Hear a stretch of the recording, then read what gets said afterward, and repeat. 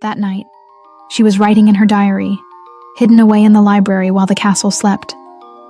She never imagined she would be discovered, much less by the Alpha King himself. In her rush to flee, she left behind the worst mistake possible. The diary where she had written truths no one should ever read, especially him.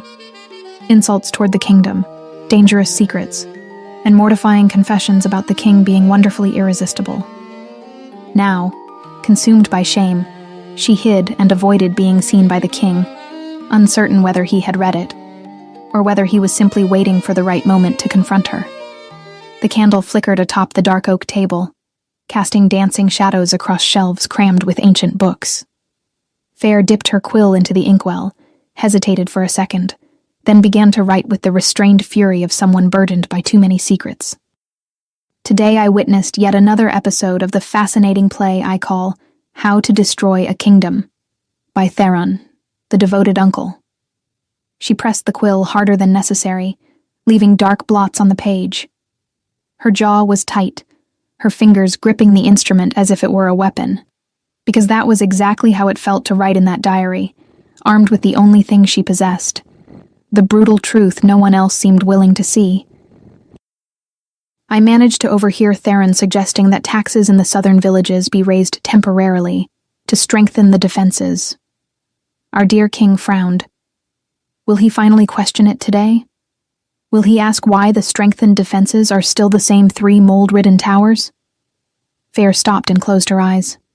She could see the scene from hours earlier with perfect clarity, herself hidden behind the columns of the main corridor, watching Alpha King Rurik and his uncle speak. She saw the king's expression, that momentary hesitation before he gave in. He always gave in. She continued writing, the words flowing with sharp sarcasm. The answer, no. From the resigned look I saw when they left, he gave in. Again. How? How is it possible to be so blind? The man has wolf eyes that can see in the dark, yet he cannot see the traitor standing right in front of him. Fair took a deep breath, trying to rein in the frustration burning in her chest like live embers. She had always been like this, unable to pretend she did not see, incapable of simply accepting things as they were. Since childhood, when she first began exploring every corner of the castle, she had developed that irritating habit of observing, questioning, recording. Her father, a loyal and honest royal guard, always warned her, "Fair, you cannot wander around alone like that. It is not safe, it is not appropriate." But she was stubborn. She kept visiting the kitchens, where the cooks grumbled about supplies that never arrived. The stables, where grooms murmured about promised equipment that never appeared.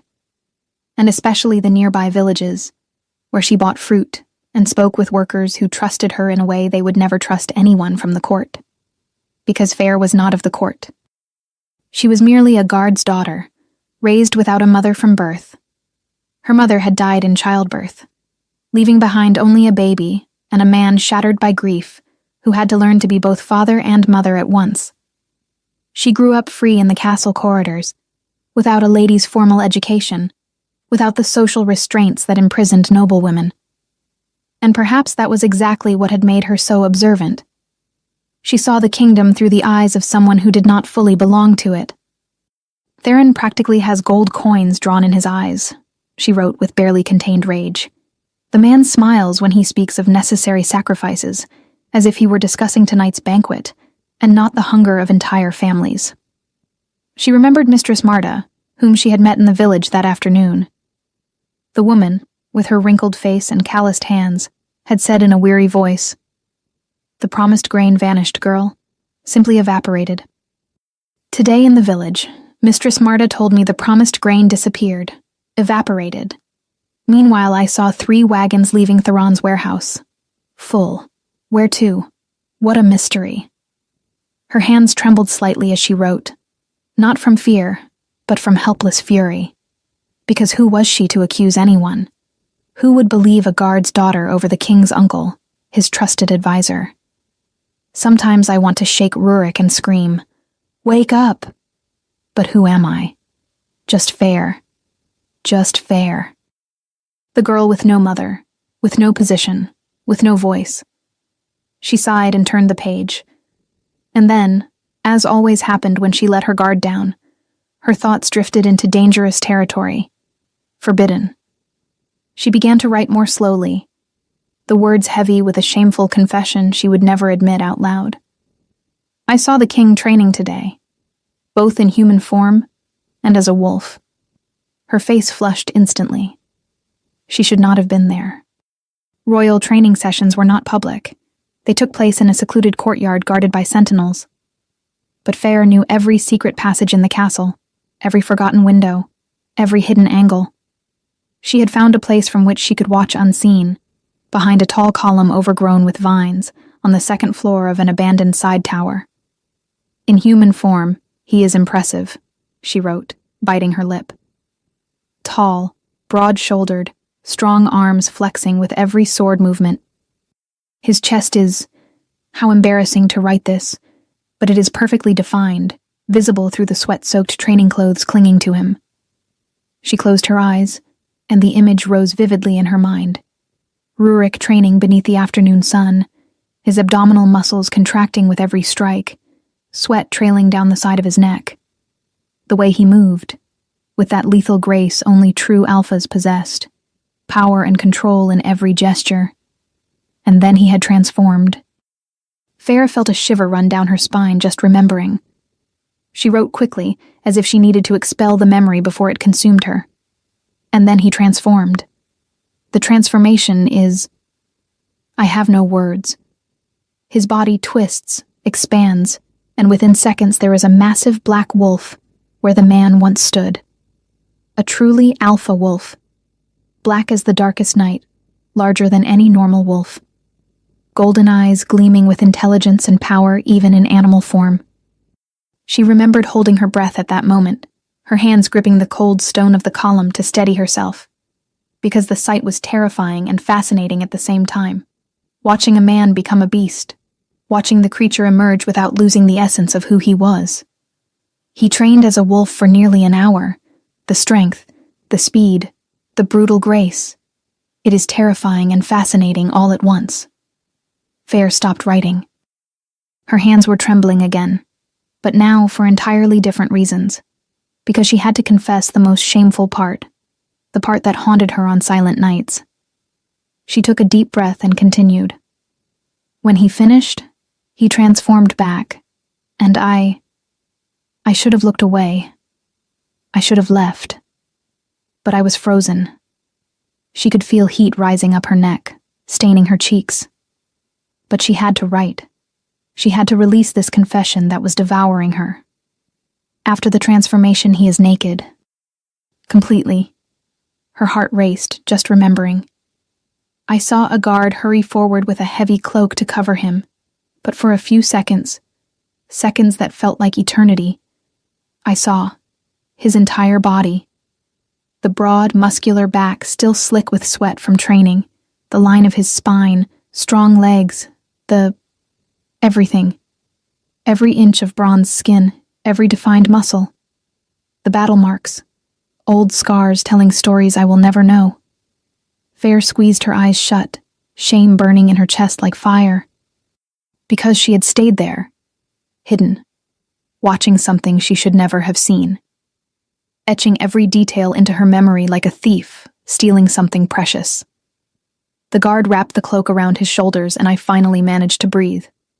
My heart was pounding. My hands were shaking. I slipped away before anyone discovered me there, watching something I should not. But the image, his image is burned into my mind. How can he be like that, so submissive and spoiled when he sits on the throne, and still be irresistibly beautiful as both man and wolf, both clothed and... She stopped, breathed, continued in smaller letters, almost ashamed. Stop, Fair, just stop. But she could not stop. Because there was something worse than physical desire.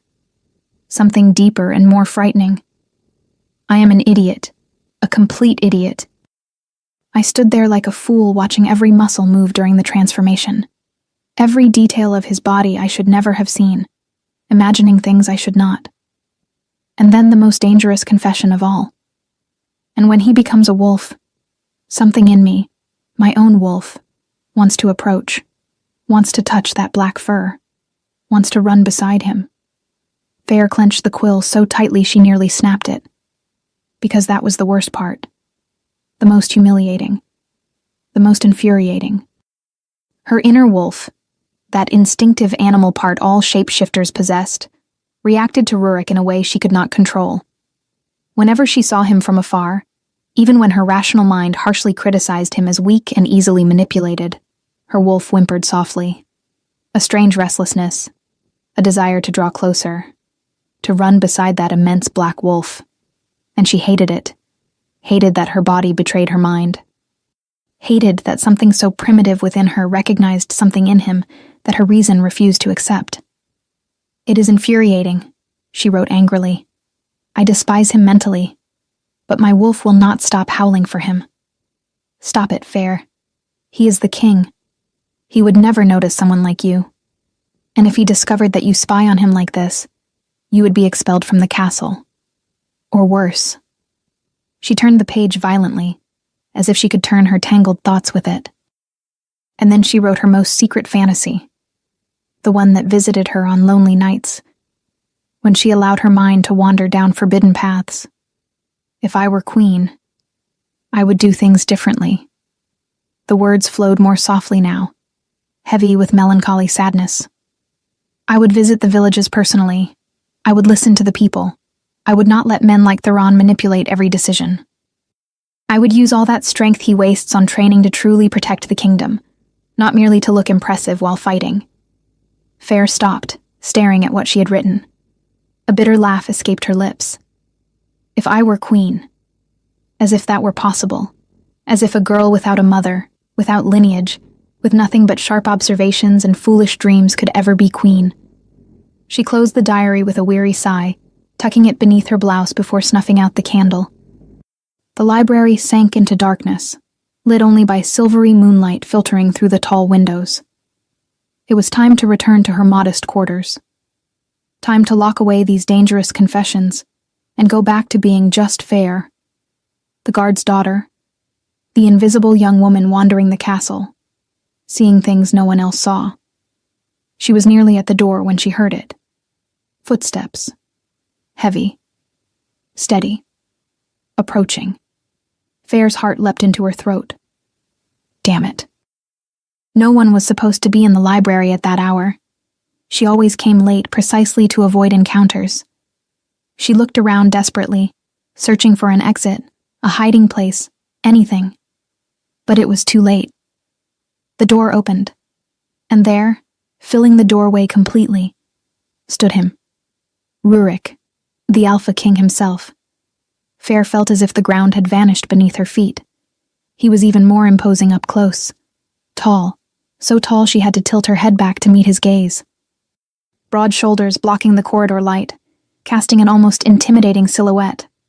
His presence filled the space, drawing the air out of it, making the library suddenly feel smaller.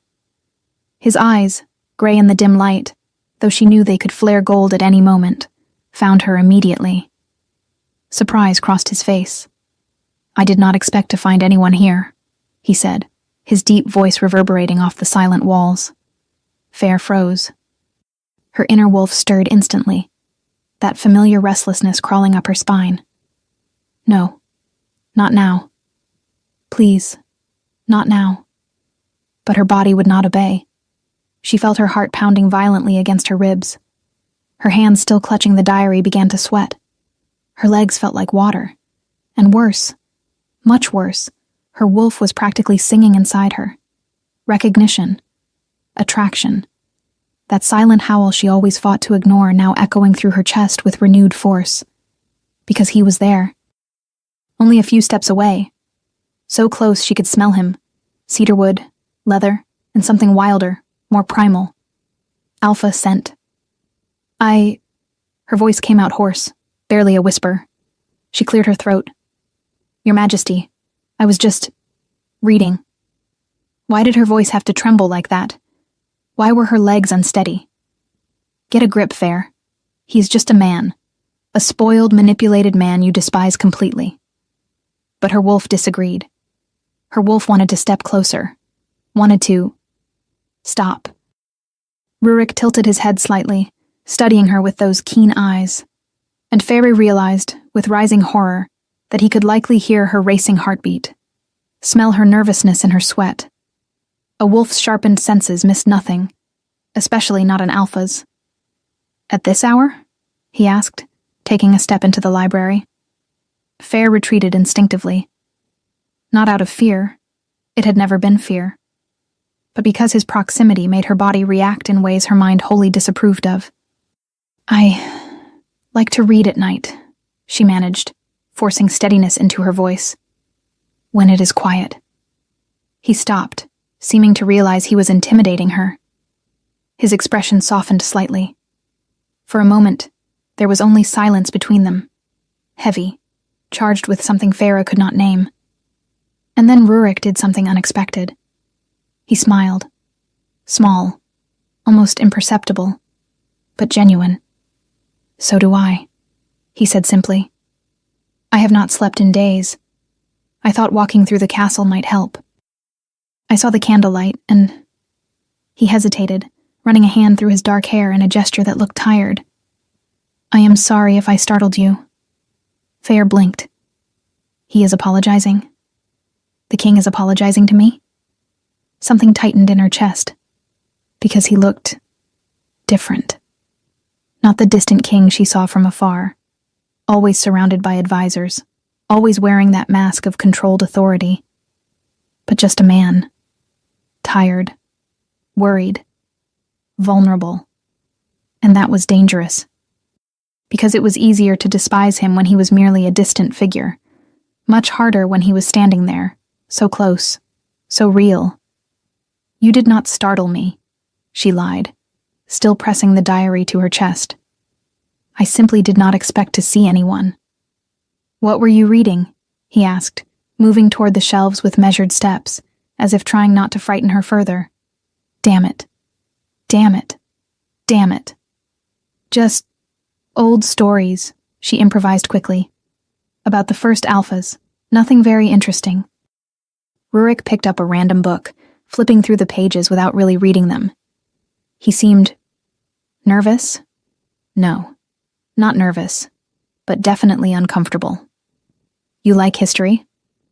"I like understanding how things work," Fairy answered honestly.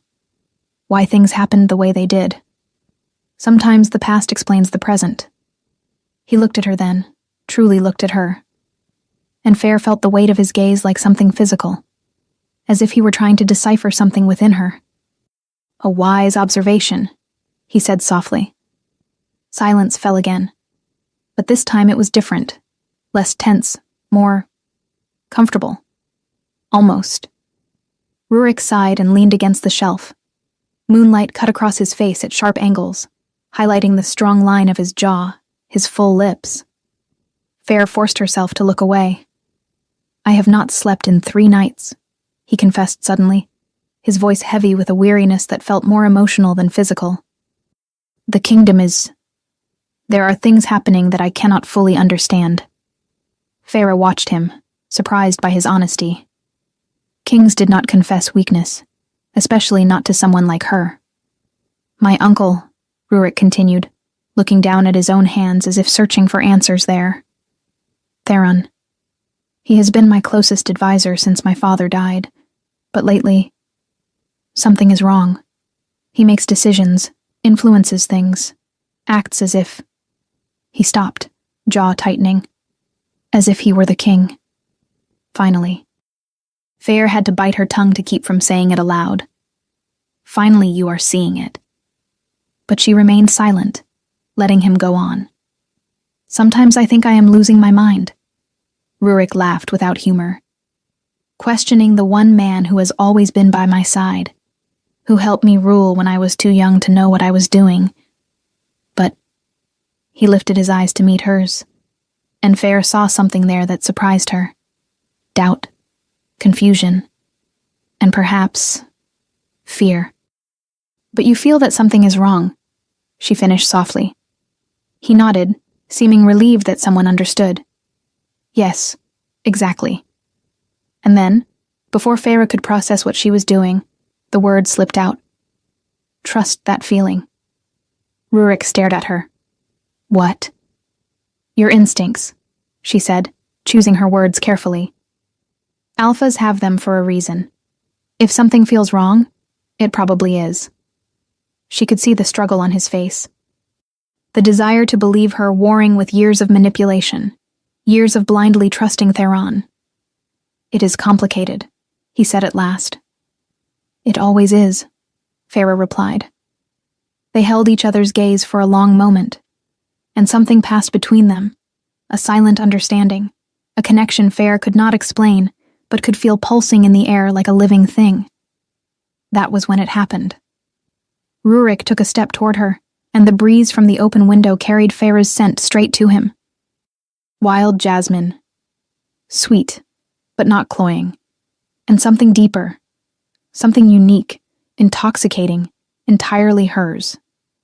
Rurik stopped short, his eyes widening slightly. Feyre saw him inhale more deeply, almost unconsciously, as if that scent had hooked something inside him. And then she saw it. His eyes flared. For just a second, perhaps less, but she saw it. Gold. Intense. Wild. His wolf stirred. Rurik shut his eyes tightly, jaw tensing. When he opened them again, they were normal. Gray, controlled.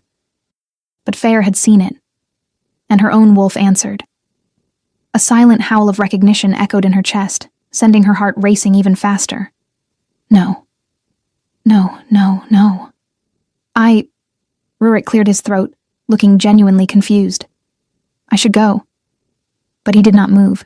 He stood there, watching her as if trying to solve an impossible riddle. Panic rose in Feyre's chest, because he was feeling it. She could see it in the way he studied her, in the tension in his shoulders, in the way his hands clenched into fists as if fighting some impulse. He is feeling the same thing I am. Or something close to it. What is your name? He asked suddenly. Feyre, she answered automatically, still processing what had just happened. Feyre, he repeated, as if testing the name on his tongue. And God's, the way he said it, low, rough, almost intimate, made something twist in her stomach. Daughter of Guard Marcus, she added quickly, reminding him of the distance between them. I grew up here in the castle. Rurik nodded slowly, but his eyes never left her, as if he were memorizing every detail. The curve of her face, the color of her eyes, the way her hair fell over her shoulders. I should return to my quarters, Feyre said, taking a step back.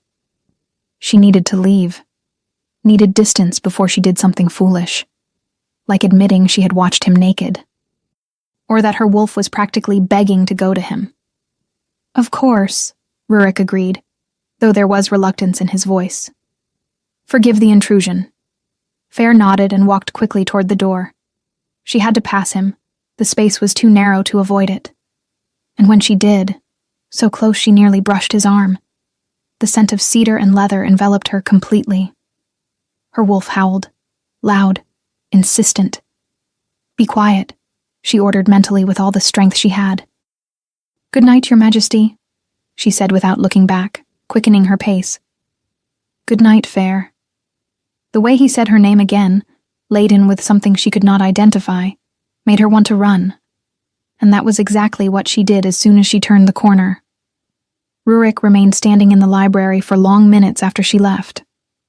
His heart still hammered unevenly. His hands still trembled faintly. What was that? His wolf was restless. Not in the furious way of sensing a threat. Not in the excited way of a hunt. But something entirely different. Something he had never felt before. An intense unease. A magnetic pull. An insistent, curious whisper. Her. Pay attention to her. There is something important about her. Rurik ran a hand over his face, confused. Why her? Why now? He had never noticed Feyre before, and he was certain that if he had ever seen that beautiful young woman wandering the castle, he would have remembered. But his wolf had recognized her somehow. It was not the absolute certainty of a confirmed bond. Not that instinctive roar of my mate the stories described. It was subtler, more confusing. A powerful attraction, yes, but also a consuming curiosity. A need to know more, to understand what that strange feeling was that had seized him the moment her scent reached him. Wild jasmine. He would never forget that scent. Rurik was about to leave when his foot brushed against something on the floor. He bent down and picked it up. A diary, small, with a worn brown leather cover. And there, almost imperceptibly small in the corner of the cover, written in delicate script, fair. She had forgotten it. Rurik locked the door to his chambers carefully, the muted sound echoing through the heavy silence of the early morning hours. He lit candles around the work table, creating circles of golden light that barely managed to pierce the darkness of the room. The diary rested in his hands. Small. Worn. It should not have been there. The voice of conscience rang clearly in his mind. This was a violation of someone's trust. Wrong on every possible level. But that impulse, that need hammering relentlessly ever since her scent had reached him, ever since his wolf had awakened in that consuming way, would not leave him alone. Learn more about her. Understand. She is important. Rurik took a deep breath and opened the first page. The handwriting was delicate yet firm, the letters shaped with evident care. He began to read. Today I witnessed yet another episode of the fascinating play I call How to Destroy a Kingdom, by Theron, the devoted uncle. Rurik frowned immediately.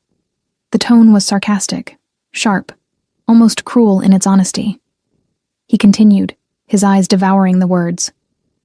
I managed to overhear Theron suggesting that taxes in the southern villages be raised temporarily to strengthen the defenses. Our dear king frowns. Will he finally question it today? Will he ask why the strengthened defenses are still the same 3 moldy towers? He remembered that conversation perfectly. It had been exactly that day, in the council hall. Theron had presented the figures, the seemingly solid justifications. And yes, Rurik had frowned, questioning inwardly. But how did she know? From where had she observed? The answer, no. From the resigned expression I saw when they left, he gave in. Again. The words struck him like physical blows. Resigned. Was that what his expression looked like? Defeat? How? How is it possible to be so blind? The man has wolf eyes that can see in the dark, yet he cannot see the traitor standing right in front of him. Traitor.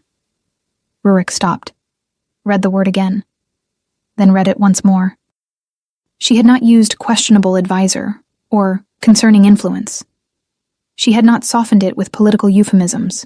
Traitor, direct, brutal, unfiltered. His chest tightened. Because deep down where he did not admit it even to himself, he knew. He had always known. But it was easier to ignore, easier to trust blindly, easier to be the puppet king who... Puppet. Was that what she thought of him? He kept reading, almost afraid of what he would find. Theron practically has gold coins drawn in his eyes. The man smiles when he speaks of necessary sacrifices, as if he were discussing tonight's banquet and not the hunger of entire families. Rurik tried to remember. Did Theron smile during those discussions? Did he really smile? And he realized, with growing discomfort, that yes, he did. He always had that satisfied expression, that gleam in his eyes when they rearranged resources. How had he never noticed what that truly meant? He turned the page with fingers that trembled slightly. Today, in the village, Mistress Marta told me the promised grain vanished, evaporated.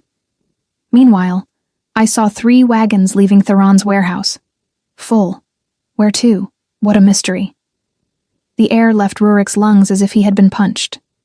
Grain, village, wagons, Theron's warehouse. These were not vague accusations. They were specific, concrete, with names of real people and exact locations. He had approved the shipment of grain to the southern villages 3 weeks earlier, a generous amount to help with the poor harvest. Theron had personally supervised the distribution. assuring him everything would be delivered properly. If the grain had not arrived, if it was being diverted, how long has this been happening? The question echoed in his mind, bringing with it a wave of nausea. How many other distributions had Theron overseen? How many resources had vanished right under his nose? Sometimes I want to shake Rurik and scream, "Wake up!" But who am I? Just fair. Rurik closed his eyes for a moment, something aching deeply in his chest. Just fair. As if she had no worth.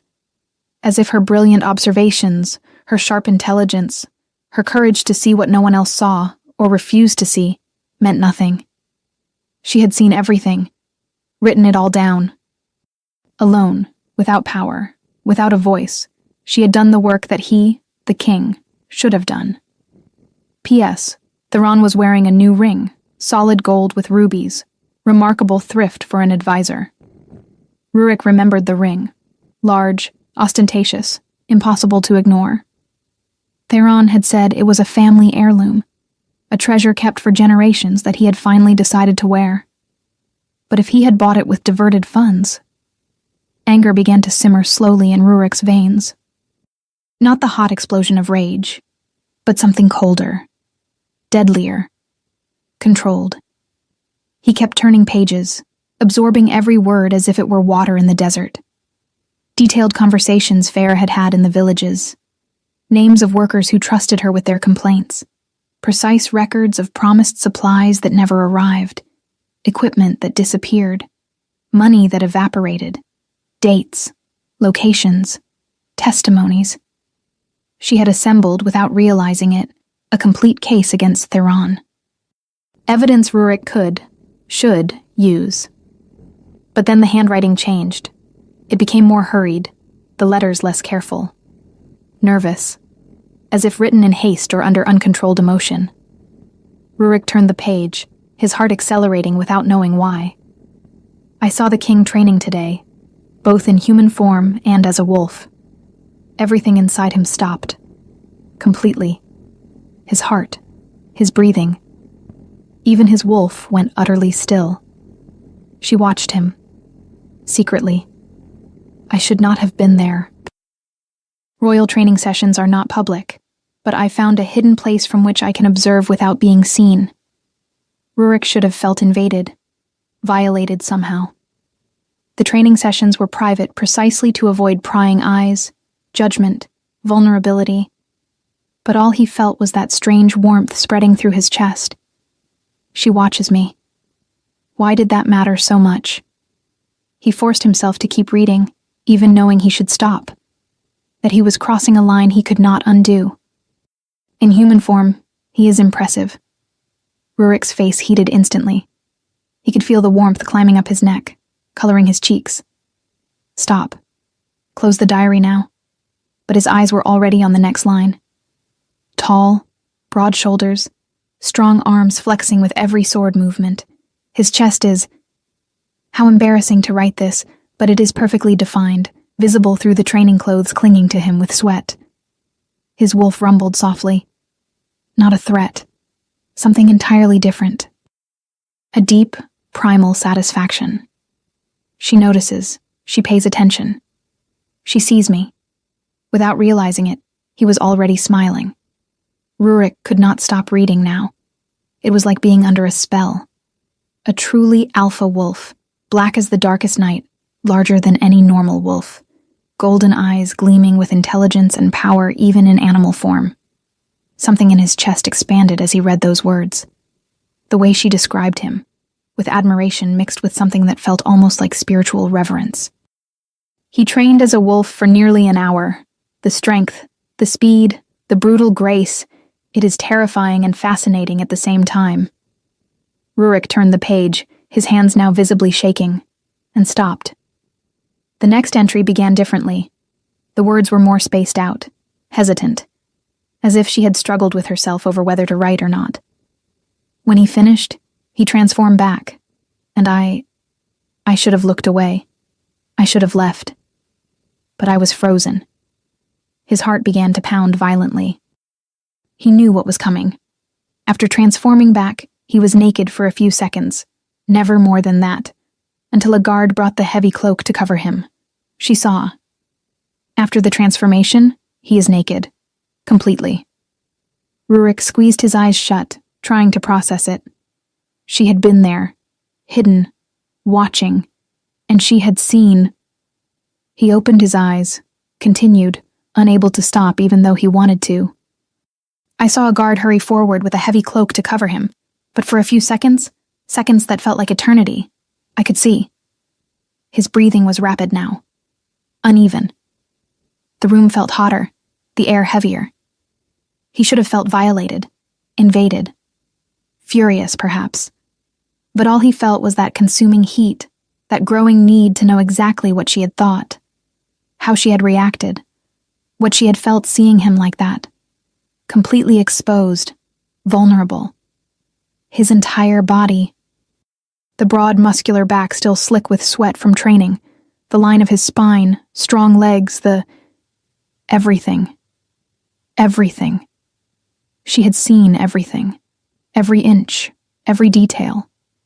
Every inch of bronzed skin, every defined muscle, the battle marks, old scars that tell stories I will never know.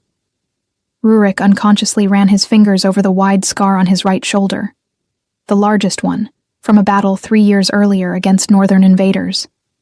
She had noticed even the scars. She had paid attention to every detail. The guard wrapped the cloak around his shoulders, and I finally managed to breathe. My heart was racing. My hands were shaking. He could picture it perfectly now. Fair hidden somewhere above, watching, heart racing, hands trembling, struggling to control her breathing, exactly as she had been in the library when he approached her. I slipped away before anyone discovered me there, watching something I should not. But the image of him is burned into my mind, burned into her mind, just as the image of her, nervous, beautiful, dark eyes meeting his in the library without retreat, was burned into his. Rurik turned the page, completely lost now. He had forgotten he was invading privacy, forgotten that he should stop. He could only read, absorb, feel. How can he be like that, so submissive and spoiled when he is on the throne, and still be irresistibly beautiful both as a man and as a wolf, both clothed and submissive, spoiled? The words should have hurt, should have offended, provoked anger. But he could not bring himself to care. Because she had also called him something else. Irresistibly beautiful, not handsome, not attractive. Irresistible. As if she could not help it. As if she had fought it and lost. Stop, Fair, just stop. Rurik could feel her struggle in those short words. The war between desire and reason. Between what she felt and what she believed she should feel. Exactly as he had fought in the library. Exactly as he was fighting now. He turned the page with fingers that could barely hold the diary. I am an idiot. A complete idiot. No, Rurik thought with an intensity that surprised him. You are not. You never were. I stood there like a fool watching every muscle move during the transformation, every detail of his body I should never have seen, imagining things I should not. The air caught in his lungs, imagining things. The heat that surged through his body was so intense that Rurik had to lean back in the chair, closing his eyes for a moment. She imagined things with him. His wolf growled, low, possessive, fully awake now. Mine, the wolf whispered with growing conviction. She thinks of me, desires me. She is mine. Rurik opened his eyes, breathing deeply to control his body's reaction. But it was useless. Every word made her more real, more present, more necessary. He forced himself to continue, even knowing that every line pulled him deeper. And when he becomes a wolf, something in me, my own wolf, wants to approach, wants to touch that black fur, wants to run beside him. Everything stopped. Completely. The world. Time. His breath. Rurik reread the line, then reread it again, and again. My own wolf. Her wolf.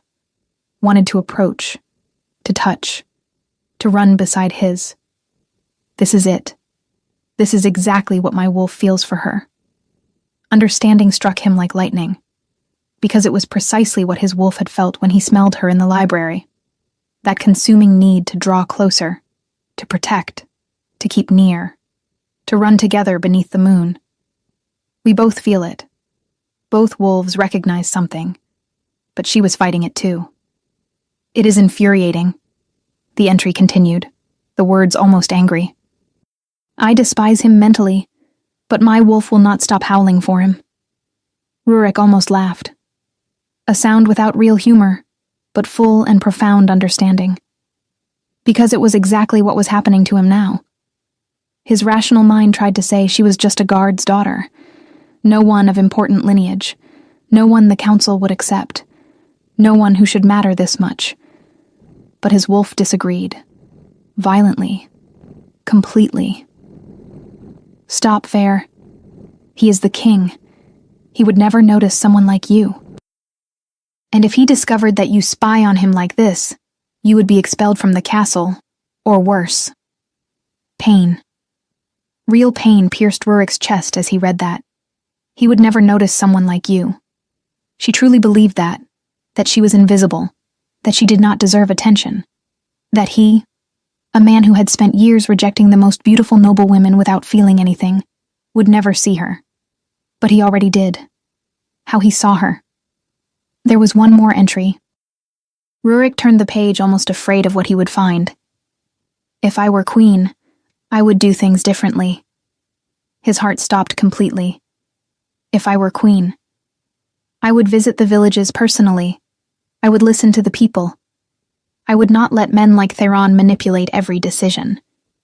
She would be a better queen than he was a king. The truth was crystalline, undeniable. I would use all that strength he wastes solely on training to truly protect the kingdom, not merely to look impressive while fighting. Wasted strength. The words cut deep because they were brutal and inescapable truth. He trained every day, kept himself strong, fast, lethal. But for what? To impress at occasional tournaments? To maintain appearances of power? When was the last time he had truly used that strength to protect someone? To defend something beyond his own pride? Rurik closed the diary with excessive care, his hands visibly trembling. He sat in absolute silence for long minutes, perhaps hours, he no longer knew, simply holding the small diary as if it were the most precious thing in the world. Because it was. That diary had not only revealed secrets, it had revealed an extraordinary woman, intelligent enough to see what the entire polished court ignored or pretended not to see, brave enough to record dangerous truths that could destroy her if discovered, passionately devoted to the kingdom in a visceral, real way he had never seen in any noble of pure lineage, and who, despite criticizing him with deserved brutality, also desired him, fought against the same inexplicable recognition he felt. Rurik rose slowly, walking to the window with uncertain steps. The moon was full and high, bathing the kingdom in cold, silvery light. His wolf was no longer merely restless or curious. It was convinced, more certain with every passing second. It was not yet the absolute certainty of a fully confirmed soul bond, the instant and unshakable recognition described in the ancient stories. But it was the beginning of something inevitable. Something his wolf recognized even as his mind still struggled to process it fully. And now he had more than inexplicable, consuming attraction. He had real information. Concrete clues about Theron. About systematic embezzlement, calculated manipulation, treason, unfolding right beneath his nose. Fair had not slept at all. She had spent the entire night tossing in the narrow bed, panic growing with every torturous hour that passed without answers. The diary. Where did I drop it? When the sun finally rose, bringing light but no relief, she got up with deep dark circles under her eyes and hands trembling uncontrollably. She needed to return to the library, search again more carefully. Perhaps it had fallen behind some tall shelf. Perhaps it was hidden in some shadow she had not checked properly in the panic of the night before. Please, Please, let it still be there. She dressed in haste with clumsy fingers, nearly tearing the fabric of her simple dress. She practically ran through the still empty corridors of the castle. It was too early for most to be awake. Perfect to turn the library upside down without witnesses. She entered the silent room. The familiar scent of old books and extinguished candles greeted her as always, but this time it brought no comfort. She began to search, under every table, behind every shelf, among forgotten cushions. Every possible and impossible corner. Nothing. No, no, no. Her hands shook violently as she searched the same place for the third, fourth, fifth time, as if the diary might magically appear through sheer force of will. Everything I wrote. About the kingdom. About Theron being a traitor. About the king. About watching him train. About seeing him naked after the transformation. About my wolf howling for him. About imagining things that... The shame burned so fiercely that Feyre had to sit down, her legs simply giving out. If someone read it, if it fell into the wrong hands, if Theron discovered the accusations, if the king read the parts about... I am completely ruined. She buried her face in her hands, trying to breathe, trying to think, trying to find some impossible solution. Maybe no one would find it. Maybe it had fallen into some dark crevice no one would ever search. Maybe. Feyre remained there, lost in thought, almost crying. Rurik woke that morning, after spending the entire night reading Feyre's diary, with a clarity he had not felt in years. Perhaps he had never felt it at all. The haze Theron had so carefully kept over his eyes had lifted, replaced by crystal clear sight and controlled fury. He hid the diary in a secret compartment in his chambers, behind a wooden panel only he knew how to open. Then he dressed, straightened his crown, and went out to be the king he had always been. But he was not the same king anymore. In the corridors, he greeted courtiers with the same cordiality as always. In the throne room, he listened to petitions with seemingly detached attention. In council meetings, he nodded at Theron with a neutral expression. The perfect mask. But underneath it, he worked. On the first day, he discreetly summoned a loyal guard who had served his own father for decades. A man he could trust, absolutely. I need you to do something for me, Rurik had said in a low voice, far from prying ears. Go to the southern villages, quietly. Find a woman named Marta. Ask about the grain promised 3 weeks ago. Write down everything she says, and watch the wagons leaving private storehouses. The man did not question him. He simply nodded and left before nightfall. On the second day, Rurik sent another trusted guard, a man old enough to be nearing retirement, owing Theron no favors, to trace financial documents, distribution records, compare what had been approved with what had actually reached its destinations. Look for discrepancies, he had instructed. Account for every coin that does not add up. And while his men worked in the shadows, Rurik began to change his behavior toward Theron. Subtly. Not dramatically. That would alert his uncle immediately. But in small ways. When Theron suggested something, Rurik hesitated one heartbeat longer before agreeing. He asked more specific questions. Why exactly do we need to raise taxes? Show me the figures. He looked more closely. He paid attention to details he had always ignored. And he watched his uncle, truly watched him for the first time. He saw the gleam in Theron's eyes when they discussed financial restructuring. He saw that satisfied smile Feyre had described. He saw the way his uncle moved through the castle, with authority he should not have, issuing orders that were not his to give. How did I never see this before? The answer was simple and shameful, because he had not wanted to see. Because it was easier to trust blindly. Because Theron had always been there, filling the void his father's early death had left behind. But now he saw. And what he saw sickened him. Theron was no fool. Decades of manipulating people had taught him to read subtle signals, nearly imperceptible shifts in behavior. And he was seeing those shifts in Rurik. On the second day, sitting in his private chamber, Theron drummed his fingers on the imported mahogany desk, bought with stolen money his naive nephew had never noticed. Something changed. Rurik was different, more alert, less pliable, asking questions he had never asked before. Is he investigating me? Paranoia, the old companion of anyone who lives by betrayal, began to whisper. Impossible. He is too weak, too controlled. Years of building him into that. But the doubt remained, persistent, corrosive. On the third day, Theron made a decision. He summoned 3 servants he knew were flexible with their loyalties. He offered heavy gold coins. Find out what the king has been doing, he ordered in a soft, dangerous voice.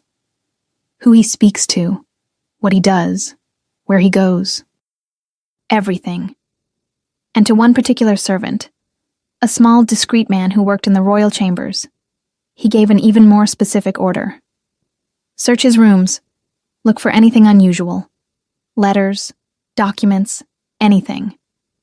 The man nodded, his eyes shining with greed. Fair was losing her mind. 3 days, 72 hours, 4,320 minutes of absolute growing panic. She had gone back to the library 6 times on the first day, 8 on the second. Now, on the third, she had lost count of how many times she had entered that cursed room to tear through the same places. It has to be here. It has to be. But it was not. She had checked under every table at least 20 times, behind every shelf until her hands were raw, between every cushion until she had memorized every tear in the old fabric. Nothing. Someone took it. Someone read it. Someone knows. Nights were worse. She lay in the narrow bed, staring at the dark ceiling, imagining increasingly horrible scenarios. Theron reading the accusations and having her arrested for treason. The king reading the humiliating parts and laughing at her with the court. Her father being punished for raising a daughter so reckless, being thrown out of the castle with nothing. Or worse. She could barely eat. Food turned to ash in her mouth. Her stomach churned constantly, tied into a painful knot. She avoided any part of the castle where she might run into the king. She took longer routes. She hid behind columns when she heard heavy footsteps approaching, because she did not know what she would do if she saw him. If those gray eyes that haunted her dreams found hers. If he knew. He cannot know. He cannot. But the treacherous voice of reason whispered, what if he already does? On the third day, Fair was in the library again. It was late morning, most people busy with daily duties. She was alone, as she always had been lately, kneeling on the floor, checking for the 1,000th time beneath the same table where she had been sitting that fateful night. Nothing. Always nothing. Tears burned behind her eyes. Not from sadness, but from furious frustration and fear that ate like acid. I am so stupid. So careless. I wrote all of that and just forgot it. How could I be so? At last I found you. Fair froze. Completely. Every muscle, every nerve, every heartbeat simply stopped. She knew that voice. Deep, resonant. The voice that had made her shake the first time they spoke. No. Slowly, so slowly that every movement hurt, she rose from the floor, turned. And there, filling the library doorway exactly as he had 3 nights before, stood Rurik. But he looked different now. More present.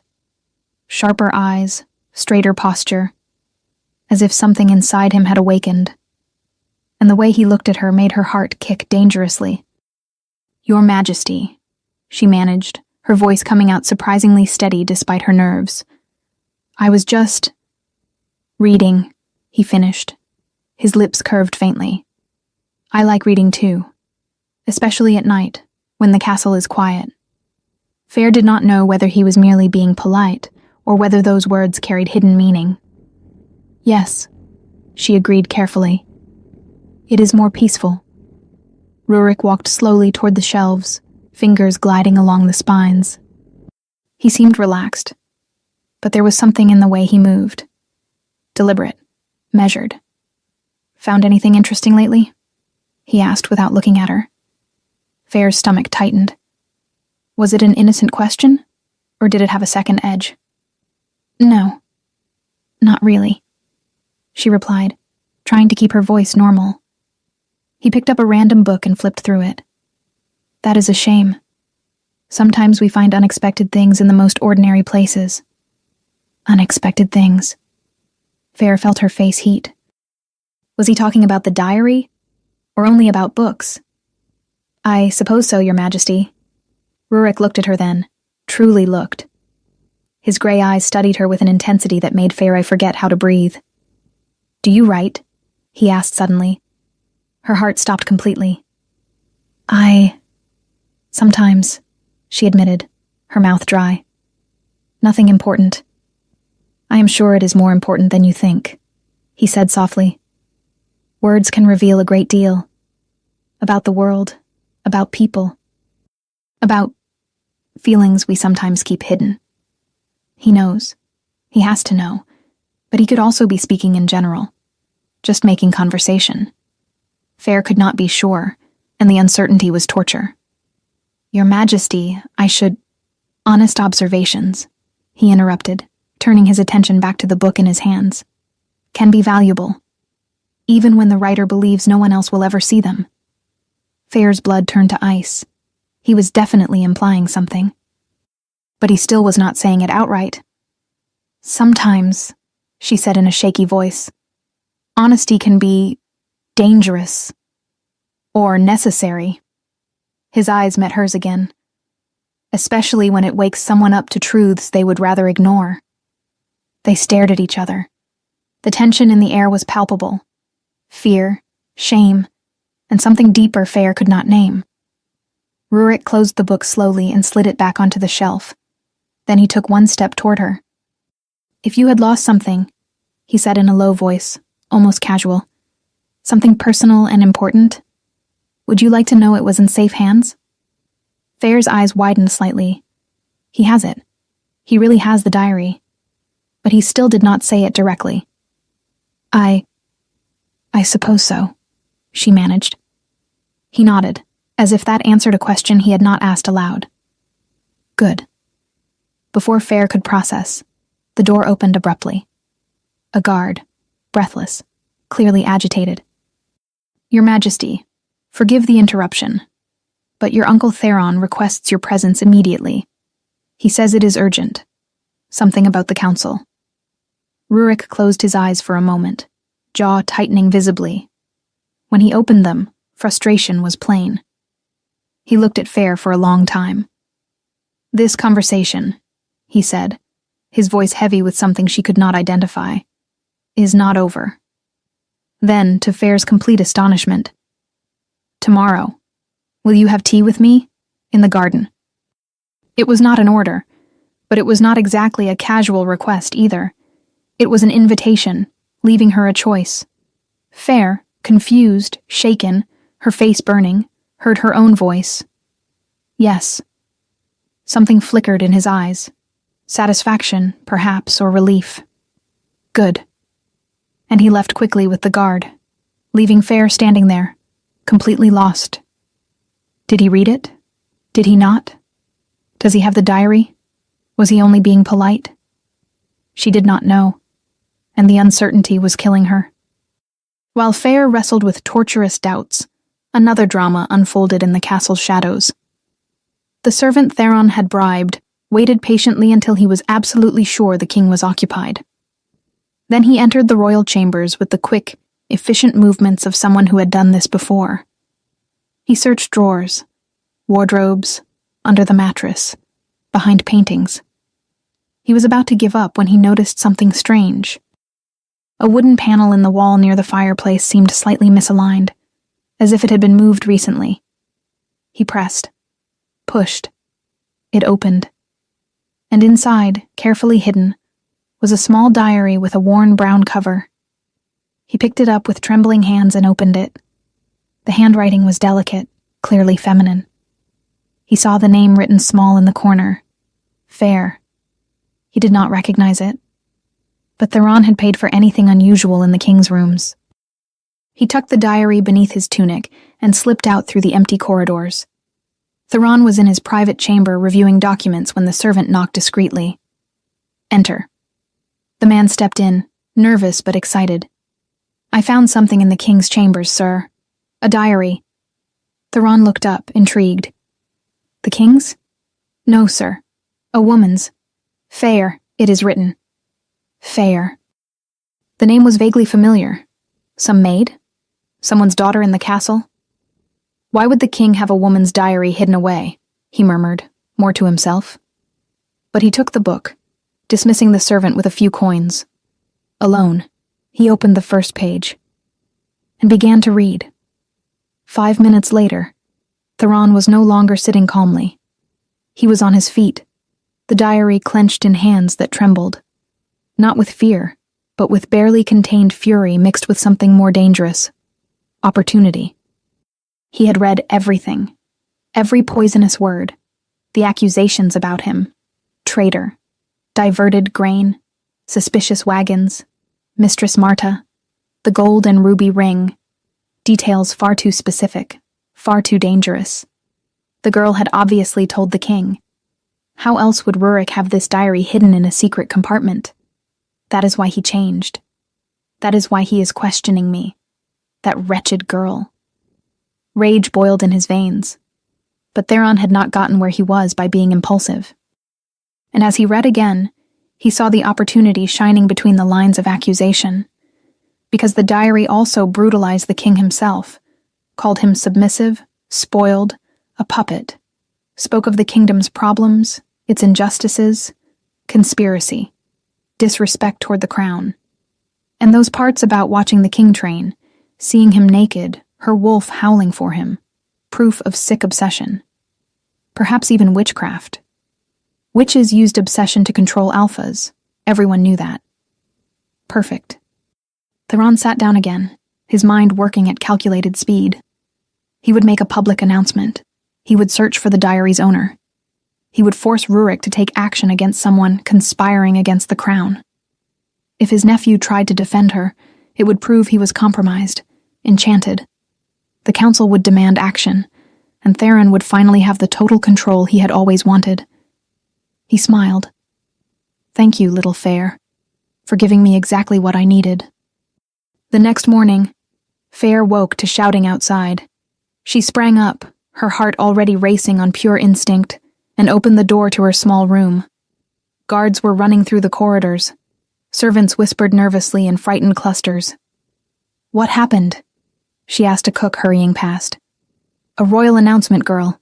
In the main courtyard. Everyone must attend immediately." Fair dressed in haste, trembling fingers fighting the ties of her simple dress, and hurried down the stone stairs. The main courtyard was packed. Guards, servants, courtiers, merchants. All staring at the raised platform where the king normally made proclamations. But it was not the king standing there.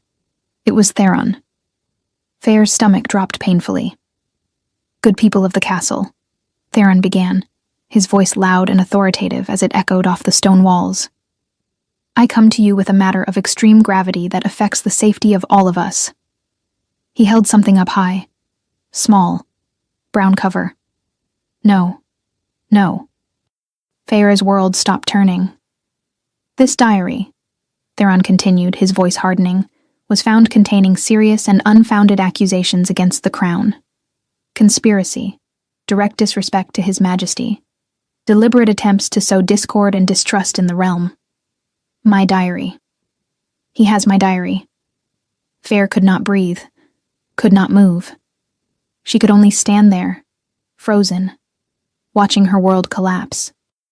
"Whoever wrote this," Theron's voice turned to pure threat, "has committed treason against the realm and against our king, and must be punished according to the severity of the crime." Murmurs erupted through the crowd. Fear, curiosity, outrage. "Therefore," he continued, raising his voice over the din, "we seek the owner of this diary, and no one will leave the castle until we discover who is responsible for these slanders against the crown." Fair's legs buckled. She grabbed a stone column to keep from collapsing in front of everyone. How? How did he find it? And then, with painful, inevitable clarity, the only conclusion possible. The king. He showed his uncle. The logic was simple and devastating. Rurik had the diary. He had all but admitted it yesterday in the library. Now Theron had it. Therefore, Rurik had given it to him. Everything in the library, the subtle words loaded with meaning, the invitation to tea, those intense looks, had been a lie. Cruel manipulation. He had read her deepest shames and handed her to his uncle to be destroyed in public. Tears burned behind her eyes, but Fair forced them back with every ounce of strength she had. Not here, not in front of hundreds of people. She turned and ran, ignoring the curious looks that followed her. In the king's chambers, Rurik was dressing carefully for tea with Feyre when he heard the shouting from the courtyard. He rushed to the tall window. He saw the gathered crowd.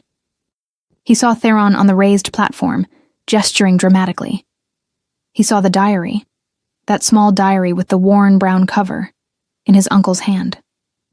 Rurik's blood turned to ice. No. He dressed in seconds. No care now, only speed, and ran through the corridors. He found Theron still in the courtyard, dispersing the crowd with authoritarian orders. "What do you think you are doing?" Rurik snarled, not caring who heard. Fury spilled from every word. Theron turned, and for a fraction of a second genuine surprise crossed his face before it was quickly replaced by carefully constructed false concern. "Nephew, how good you came. We found this diary with absolutely terrible accusations against you and against... Where did you get that?" Rurik's voice was low. Lethal. Dangerous. Theron held the diary with excessive care, meeting Rurik's eyes with perfectly practiced concern. "It was found in the garden," he said in a carefully measured tone. "Apparently someone dropped it. A servant, alarmed by the grave content, naturally brought it to me at once. In the garden." Rurik felt fury flare hotter. His uncle was lying to his face. Boldly. Because they both knew, both of them knew, that the diary had been hidden in a secret compartment in the king's chambers. Theron had ordered a search. Ordered it stolen. But Rurik could not accuse him without admitting he had possessed a diary containing conspiracies against the crown. And Theron could not admit he had searched the royal chambers without orders, without confessing to spying and trespass. So there they stood, staring at each other, both knowing the truth, both unable to say it out loud. A silent, lethal chess match. "In the garden," Rurik repeated, his voice dangerously soft, every word laden with meaning that everyone around them missed, but Theron understood perfectly. "How convenient. Is it not?" Theron smiled. "How fortunate we found it first." "You had no right," Rurik said, taking a threatening step forward, "to make a public announcement without my explicit permission, regardless of where it was found." The emphasis made Theron's eyes narrow briefly. "But surely you see the gravity of what is written here," his uncle argued, changing tactics. "Conspiracy against the crown, accusations against members of the council, direct disrespect to you. I was protecting your interests." Protecting. They both knew it was a lie. "It is a diary," Rurik cut in, his voice echoing through the courtyard. "Personal opinions, private thoughts." "Thoughts that affront the crown," Theron insisted. "That must be punished appropriately." Rurik stepped closer, his eyes flaring gold for a brief second. A tense silence fell between them. Theron retreated slightly. They stared at each other. A silent game. Rurik snatched the diary from his uncle's hands. "I will handle this personally." He turned and left before Theron could argue further. But the damage was already done. Fair had heard the announcement, and she would surely believe he had betrayed her. In her modest room, Fair wept. Not loud sobs, but silent tears that burned, fed by rage, fear, and pain. "Fair?" Marcus entered, deep worry etched into his aged face. The announcement. That diary. It is mine, Father. She managed through tears. It is mine. She watched his face drain of color. What did you write, my girl? Truths, she cried, her voice breaking. About Theron stealing from the realm, about manipulating the king, about the grain that never arrives. And... She stopped, shame blazing. And personal things, about the king. Things I never should have written. Marcus pulled her into a tight embrace. How did Theron get it? He asked gently. And then came the devastating conclusion. The only possible logic. The king. Fair pulled back, looking at her father with red, desperate eyes as she told him everything. He found my diary and gave it to his uncle. You cannot be certain. I can, she shouted, pain turning into fury. He read it all and handed me to his uncle like I was nothing, like it was some cruel game. The tears surged again. How was I so stupid? I thought he was different, that he was better than this, but he is just as bad as Theron. Marcus cupped his daughter's face in his calloused hands. Then we are getting you out of here. I know every secret passage in this castle, Marcus said with iron determination. 40 years of service taught me things. You have a cousin in the eastern village. We will go to her, only until things cool down. If they find out you helped me, leave that to me, he said firmly. We will wait until nightfall. Rurik discreetly summoned his trusted guard. I need you to find someone for me, he said in a low voice. Fair, daughter of Guard Marcus. Find her before Theron does. Help her hide. Protect her. His wolf was frantic, howling inside him with urgent need. Your Majesty. The guard hesitated. Counselor Theron ordered an active search. He wants to find her first. Then be faster than he is, Rurik said, his eyes flaring gold. She cannot fall into his hands. Do you understand? Protect her, no matter what it costs. The guard nodded and left quickly. Rurik remained alone, holding the diary. Please, Feyre. Trust me. Just a little longer. At dusk, Marcus led Feyre through narrow corridors, ancient, forgotten passages built for escapes in times of war.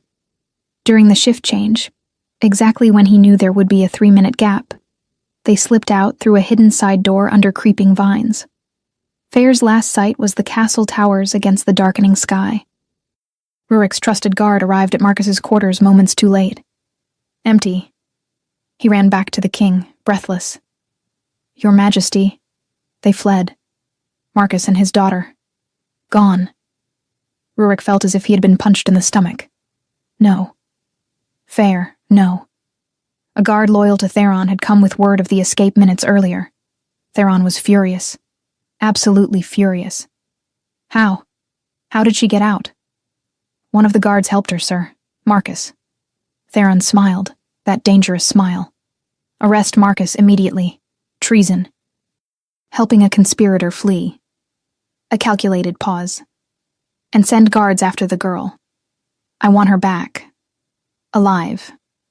As soon as dawn broke, Feyre was found, in one of the villages she frequented, where she had thought she could find temporary refuge. Theron's guards surrounded her, and dragged her back to the castle like a criminal. Rurik learned from his own guards that Feyre had been captured, and that Marcus was imprisoned in the dungeons, by Theron's order. The fury that exploded inside him was unlike anything he had ever felt. Cold, lethal, controlled. He gathered his personal guard, men loyal only to him. Get Marcus out of the dungeons, now, and bring Feyre. Put them both in chambers near mine, under my personal protection. The guards rushed to obey. Theron discovered it minutes later. He stormed into the king's chambers without knocking, furious. What do you think you are doing? This is obstruction of the investigation. I arrested them lawfully. Rurik turned slowly, and for the first time in his life, he let the true Alpha rise fully to the surface. His physical presence had always been imposing, but now there was real power. Authority that did not accept challenge. He stepped toward his uncle. Theron backed up instinctively. "Who is king here?" Rurik's voice was low, soft, absolutely lethal. His eyes burned with intense gold, eyes of the massive black wolf. "You." Theron tried, but the word came out strangled. "Me," Rurik confirmed, taking another step. "So stop acting as if it is you." One more step. Theron hit the wall. "You will do nothing to them," the king said, every word carrying absolute command. "You will not touch them. You will not go near them. Not until I decide what is to be done. Is that clear?" Theron tried to argue, but the power pouring off Rurik was crushing. "Or," the king continued, his voice soft but infinitely threatening, "do I need to remind you who wears the crown here?" "No," Theron managed, humiliation burning in his eyes. "Good. Now leave." Theron walked away from that confrontation shattered, humiliated, and absolutely furious. That girl had changed everything, turned his weak nephew into something dangerous. Theron left that confrontation with his nephew shaking, not with fear, but with a rage so intense he could barely breathe. The king had never spoken to him like that. Never displayed that kind of raw power, that alpha authority that had made Theron instinctively retreat like a cornered animal. The girl. Everything had changed because of her. That insignificant guard's daughter had turned his weak, malleable nephew into something dangerous, into a real king, and that could not be allowed to continue. Theron locked himself in his chamber, his mind working with the calculated precision of decades spent manipulating people and situations. The original plan, to use the diary to incriminate her, to force Rurik to punish her, had failed. The king had protected her, placed her under his personal guard, openly defying Theron. But there were other ways, more subtle ways, more lethal ways. He had already planted the seed when he read the diary. Those passages about obsession, about her wolf howling for him, proved witchcraft. Now he merely needed to water that seed with carefully cultivated rumors. And if that was not enough, well, poisons were difficult to trace, and a dead king could not protect anyone. Theron worked with the silent efficiency of a serpent. He sought out specific members of the council, the older ones, the more traditional, the more superstitious. Men who valued bloodlines and distrusted anything that smelled of magic. "Have you noticed how our king has been different?" Theron whispered in private conversations, his tone heavy with false concern. "Since that girl appeared." "Different how?" the counselor would ask. "Obsessive." Theron let the word hang in the air. He never showed interest in any woman. Years of refusing noblewomen of impeccable lineage. And suddenly, some guard's daughter with no name, no standing, and he protects her as if... A calculated pause. As if he had no choice. He watched understanding and suspicion grow in the other man's eyes. "You are suggesting..." "I am suggesting nothing." Theron raised his hands in feigned innocence. Only observing facts. His behavior changed radically. He confronted me because of her. And that diary. He did not need to say more. The seed was planted. He repeated variations of this conversation with 5 influential council members over the course of 2 days. Always careful, always insinuating, never accusing outright. And he watched as distrust spread like a silent disease among the counselors. Rurik knew Theron was plotting something. He could feel it in the looks the council members gave him, cautious, almost fearful, in conversations that stopped abruptly when he approached. But he had more urgent concerns. Feyre. She was only a few chambers away, under his protection, yet might as well have been on the far side of the kingdom for the emotional distance between them. His wolf was restless, howling constantly. Go to her. Explain. Make her understand. She is ours. For 2 days, Rurik hesitated, gathering courage, rehearsing words, trying to find the right way to explain. But in the end, he knew there was no right way. only the truth. On the third day, he knocked on her door. Fair was sitting near the window when she heard the knock. Her heart leapt immediately. In recent days, she had been confined to that luxurious room, far more luxurious than anywhere she had ever lived, yet still a gilded prison. Her father was in adjacent chambers, equally protected. Or watched. She no longer knew which. Guards loyal to the king brought food, made sure she had everything she needed. But no one explained anything. No one said what would happen next. "Come in," she said, her voice steadier than she expected. The door opened, and there he was. Rurik filled the doorway exactly as he had in the library. Tall, imposing, impossible to ignore. But there was something different in his expression now. Something vulnerable she had never seen before. "Your Majesty." Fair rose quickly, keeping her distance. She did not know whether to feel anger, shame, or fear. Perhaps all three. "Fair," he said softly, closing the door behind him. "We need to talk." She did not respond. She simply stood there, arms crossed defensively over her chest. Rurik took a few steps into the room, then stopped when he saw her stiffen. "First," he began, his voice laden with emotion he seemed to be struggling to control. "I need you to know the truth. About the diary."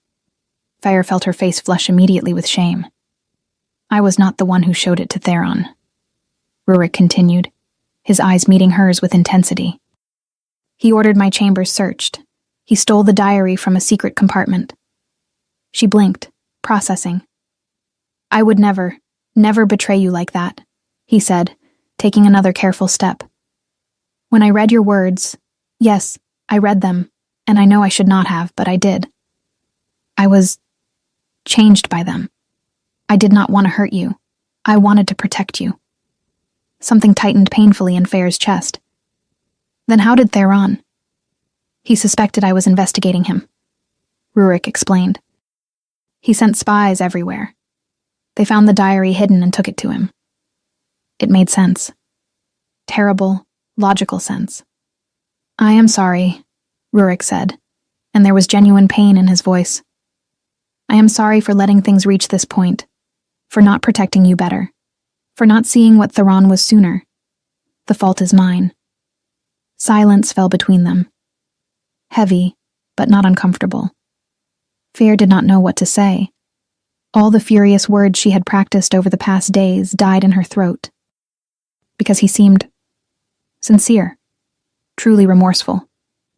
"The things you wrote in the diary," Rurik continued after a moment, his voice lower now, almost hesitant. "About me, about feelings. Were they real?" Feyre's face burned so fiercely she was certain she was red to the roots of her hair. All those shameful confessions. Watching him train, seeing him naked, imagining things, her wolf howling for him, and he was asking if they were real. "They are just..." Her voice came out hoarse. She cleared her throat. "Foolish things, Your Majesty. Silly fantasies of a girl who does not know her place."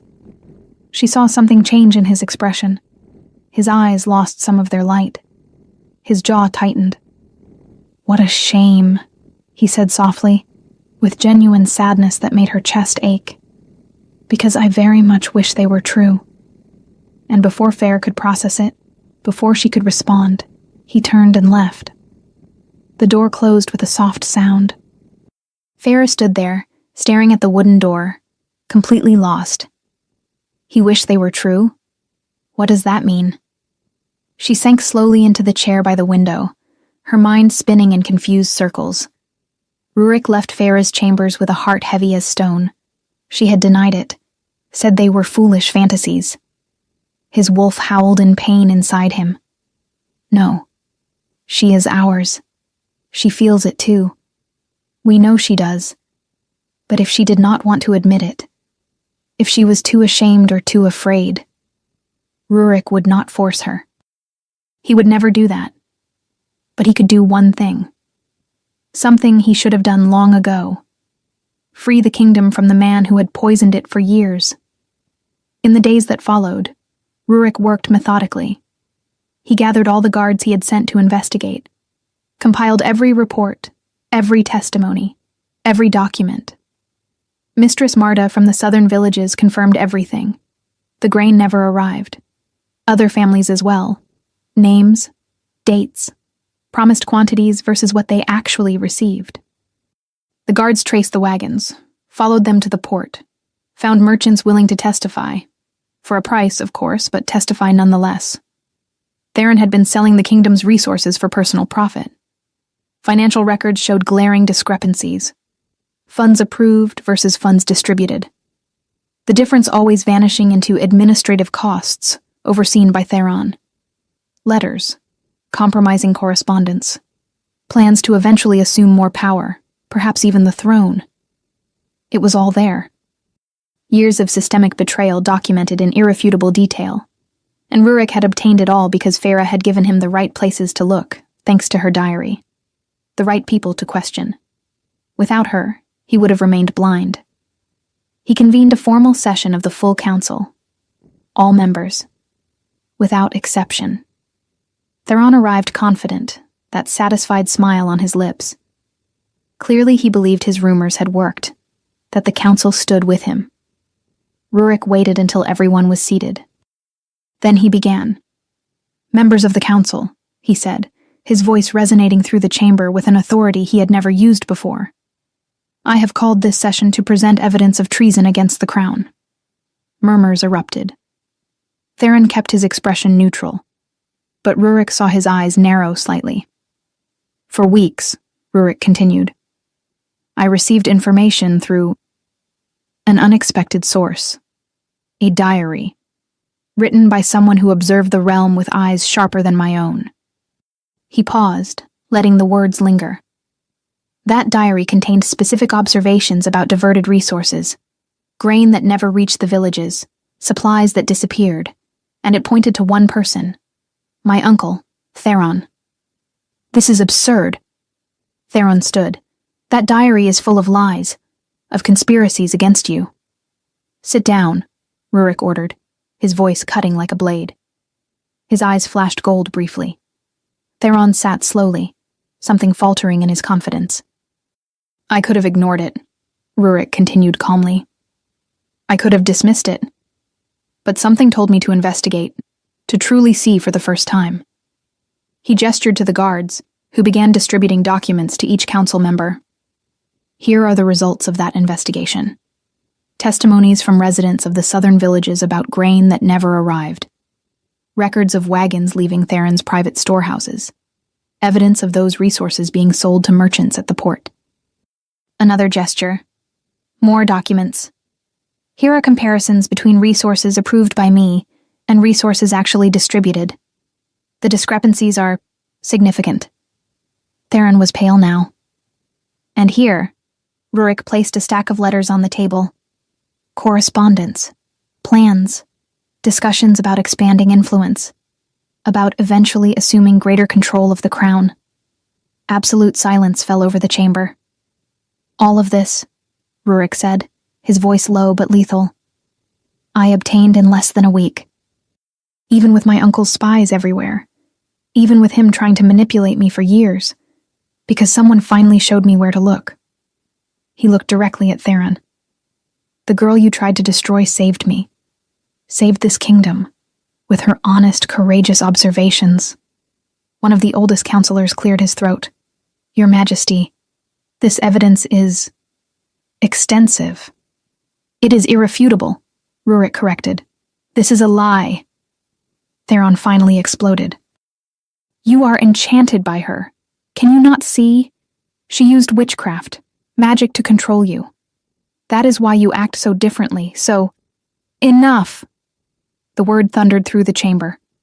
Rurik rose, and alpha power radiated from him in waves. Everyone felt it. The pressure in the air. The weight of true authority. "For years," he said, his voice low but heavy with power, "you manipulated me. Made me doubt my own instincts. Controlled me like a puppet. And when I finally woke, when I finally saw the truth, you accused me of being enchanted? He took a step toward his uncle. The only witchcraft here was yours. Years of poisoning my mind against trusting myself. His eyes glowed fully gold now. Theron, Rurik said, and there was finality in the name. You are found guilty of high treason, of conspiracy against the crown, of systematic theft of the realm's resources, of manipulation and abuse of power. The entire chamber held its breath. And as king, Rurik continued, his voice ringing with absolute command, exercising full authority as alpha of this realm, I banish you, forever. You have until dawn to leave these lands. If you are found here after sunrise, you will be executed for treason. Theron was livid, shaking with impotent fury. You will regret this, he hissed. When that witch destroys you, when... Guards. Rurik did not look at him. Escort him out. Ensure he is beyond the borders before dawn. 2 loyal guards seized Theron by the arms. He struggled, shouting accusations and threats, but was dragged out nonetheless. The doors closed, silencing his screams. Rurik turned to the council. As for the young woman Feyre and her father Marcus, he said calmly, they are fully absolved of any accusation. The diary contained honest personal opinions, not conspiracy. And thanks to those observations, we uncovered real treason. He looked at each council member. Does anyone object? Silence. No hands were raised. Good. This session is adjourned. Feyre learned from the guards that Theron had been banished, that she and her father were completely free, that it was over. She sank heavily onto the bed, trying to process it. It was over. Truly over. She should have felt relief. And she did. But there was something else, too. Something confusing and complicated. A few days passed. Feyre remained in the castle. The king insisted on keeping her, and her father, for safety. And, though he did not say it aloud, for convenience as well. Rurik was busier than ever. He reorganized the council, secured fragile alliances, corrected courses that had been neglected for far too long. Even so, amid the decisions of the realm, he began to ask for Feyre's opinion, always with respect, always as king, never as anything more than that. For Feyre, however, every meeting was a silent battle. Her heart rebelled every time she saw him. The bond, contained, pulsed like a low, insistent flame, demanding more than she was ready to give. Until a soft knock at the door made her rise. Come in. It was a guard. Miss Feyre, he said respectfully, the king requests your presence, in the gardens, if you are willing. Feyre hesitated only a moment. I will be there shortly. The garden was bathed in the soft light of afternoon. The scent of flowers filled the air, jasmine, roses, lavender. Feyre walked slowly along the stone path, her heart racing with every step. And then she saw him. Rurik stood near the central fountain, watching the water. Tall, strong. But there was something different about him now. Something lighter. As if an ancient weight had finally been lifted from his shoulders. He turned when he heard her approach, and smiled. Small, restrained, but genuine. Fair, he said softly. Thank you for coming. And by the way, he continued, you were right, you know, about everything you wrote. I wasted my strength, ignored the people, let Theron manipulate me. But you woke me. He took another step. I want to thank you. Publicly, before the court I already did, but I wanted to thank you here as well, personally. You do not need to. I do, he interrupted gently, because there is something else I need to tell you. Feyre's heart raced. Rurik took a deep breath, as if gathering courage. I spent years, he began, his voice laden with emotion, refusing to choose a queen. The council pressured me constantly, presented candidates of noble lineage, organized elaborate dinners, and I always said, later, when the realm is stable, when I have solved the problems. He laughed without humor. I thought marriage was a distraction from what truly mattered, ruling well. That choosing a companion was secondary, frivolous. He took another step, standing very close now. But the realm never improved, and I did not understand why, until I read your words. His eyes met hers with an intensity that stole the air from Fair's lungs. You see, Fair. You see what I refuse to see. You see the people, the real problems, the true solutions. You would not be a distraction from the realm. You would be the partner I needed and never knew how to seek. His voice grew softer, more intimate. I never thought I would want a woman to love me this much. I never felt it before. For anyone. But you... He stopped, the intensity in his eyes making Fair tremble. I fell in love with the things you wrote, with your brutal honesty that woke me, with your sharp intelligence that saw through lies, with your genuine humility, even while possessing more wisdom than my entire court. Rurik took the final step, so close that Feyre could feel his warmth. You see the world, see people, in a way I never could. You would make the realm better. You would make me better. His voice dropped to a whisper. I went mad for you, Feyre. My wolf and I. Since that night in the library, something changed, and the more I came to know you through your words, the more certain I became. He took her hand gently. My wolf recognized you, and that certainty grew with every moment. With every word of yours I read, with every thought of you, my wolf became more sure. His eyes flashed gold briefly. And now I have no doubts. You are my destined mate. Feyre's eyes widened, her heart pounding so loudly she was certain he could hear it. Your diary told me a secret, Rurik smiled faintly. Your wolf knew too, did it not? Even as you fought it, it howled for me. She blushed deeply, unable to deny it. It was true. Fair, he said softly. These days I tried to occupy my mind with the realm, with duties, with decisions. He looked at her with raw honesty. But I could not stop thinking about you. I need to know if it is real. So I will ask again. And please, please be honest with me. He held her face between his hands with infinite care. The feelings you wrote about, are they real? Tears burned behind Feyre's eyes. And this time, she did not lie. Yes, she whispered. They always were. I have always been in love with you. Not only with the handsome man I watched train from afar, but with what you could be, with what I saw existed in you, hidden beneath manipulation. The tears finally fell. But you are the king, and I am just Feyre, a guard's daughter, nothing more than that. You are everything, Rurik said with fierce intensity. Everything I need, everything the realm needs.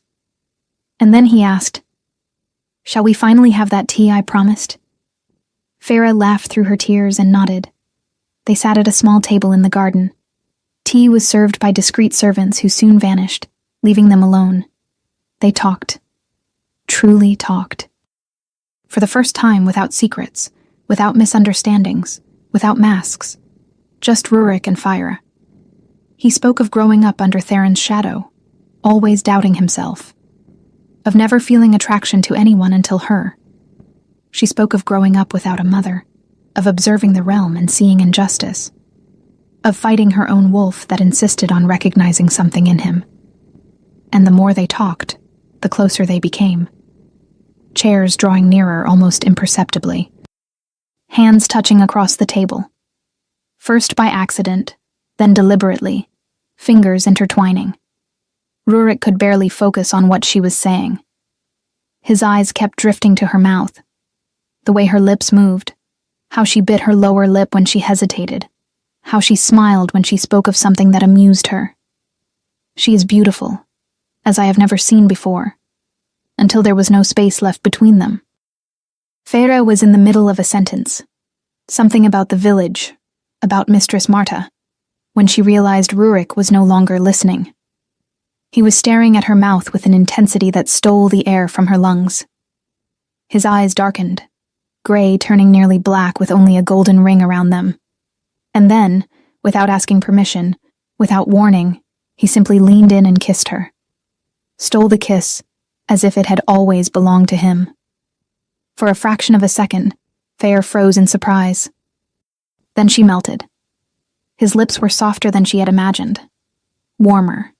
More perfect. The kiss began almost gentle, as if he were holding back. But when Farah responded, when her hands moved instinctively to his chest, something broke completely. Rurik deepened the kiss with a low groan, one hand sliding to the back of her neck, fingers burying in her hair. The other hand settled at her waist, pulling her closer. Fair did not think. She simply felt. Years of watching him from afar. Years of denying what she felt. Years of fighting her own wolf that insisted on recognizing him. All of it exploded in that kiss. Her hand slid up his chest, feeling the defined muscles beneath his clothes, to his shoulders, then his neck, pulling him even closer. It was not enough. It would never be enough. When they finally parted, only because they needed air, both were trembling. Rurik rested his forehead against hers, eyes still closed, breath uneven. "I am sorry," he said hoarsely. "I did not ask permission. But you were speaking and I could only look at your mouth and—" "Do not apologize," Farah interrupted, equally breathless. "Never apologize for that." He opened his eyes and met hers. And what Farah saw there, desire, yes, but also love, adoration, certainty, made her heart overflow. "Fair," he said, his voice rough with emotion. He stopped, took a deep breath. Then he stepped back slightly, rising from his chair. And to Fair's complete astonishment, he knelt, there, in the garden. The Alpha King, tall, strong, powerful, kneeling in the grass before her as if she were the most precious thing in the world. He drew a ring from his pocket. Simple, elegant, perfect. "I know this seems mad," he began, his voice trembling slightly. "Rushed. Too fast. I have barely known you for weeks, and here I am, on my knees, asking for your hand." He held her hand between his, as if it were something fragile and priceless. "But Fair, I have never been certain of anything in my life as I am of you. Of us. I have never felt this. Never known what it was to have absolute certainty about another person." His eyes shone, golden. "I spent my entire life thinking I did not need anyone. That a queen would be only an obligation." His voice grew more intense. "And then I met you. Read your words. Saw the world through your eyes. And I realized I was completely wrong. Because you are everything I did not know I needed. Everything the realm needs. Everything I need to be the man, the king, I was always meant to be." He squeezed her hand more tightly. "I do not care about lineage. I do not care what the council thinks. I will not, imagine anyone by my side but you. When I try to picture the future, you are there. Always. In every vision, every plan, every dream." A tear finally slipped free, trailing down his cheek. "And I know this seems rushed. I know I should wait. Get to know you better. Court you properly. But Fair," his voice broke slightly, "I love you. I love you in a way I have never loved anyone. I did not even know I could love like this. Beyond my father, I have never loved anyone in my life. And now I cannot imagine a day without you. I cannot imagine not loving you." He cupped her face with his free hand, his thumb wiping away a falling tear. "I know I love you. I am absolutely certain of it. And I know, with every fiber of my being, with every beat of my heart, with every breath, that I will never stop. I will never stop loving you. Not in 100 years, not in 1,000, not when we are old and gray. Never." He lifted the ring, holding it between them. "So, yes, this is too fast by any normal measure. but there is nothing normal about what I feel for you, about what we are together." He smiled through his tears. Proposing to the woman who called me a spoiled puppet in her diary. A woman who saw all my flaws and still her wolf howled for me. He was vulnerable in a way kings never should be. "I want to marry you, Fair. I want to claim you as my Luna before the entire realm. I want you to be my queen, my counselor, my partner in absolutely everything." His eyes burned intensely now, wolf gold mixed with overwhelming human emotion. "I want to run with you beneath the moon as wolves. I want to rule beside you as equals. I want to wake every day seeing the world through your eyes, learning to be better because you show me how. I want to build the realm you always knew we could have. Together." He held her hand, the ring ready. "I want to spend every day of the rest of my life loving you, protecting you, honoring you, being worthy of you." His voice dropped to a fierce whisper. "So Fair, daughter of Marcus, the woman who saved me without even realizing it. The woman my wolf recognized before I understood what was happening. The woman I love more than I ever thought possible to love anyone." He stopped, his eyes locking onto hers with absolute intensity. "Will you marry me?" Fair could not stop crying. Tears streamed freely down her face, but they were tears of happiness so pure it hurt. "Yes," she managed, her voice trembling but firm. "Yes. Always yes." She paused, laughing through her tears. "Yes, Rurik, I will marry you." Rurik smiled, understanding, and slid the ring onto her finger. It fit perfectly. And then it happened. The moment the ring touched her skin, the moment she said yes with her whole heart, something changed. Both their eyes flared gold. Simultaneously, intense, absolute, unmistakable. Fair felt as if something inside her, something that had always been waiting, searching, finally clicked into place, like two pieces of a puzzle fitting perfectly together. The bond.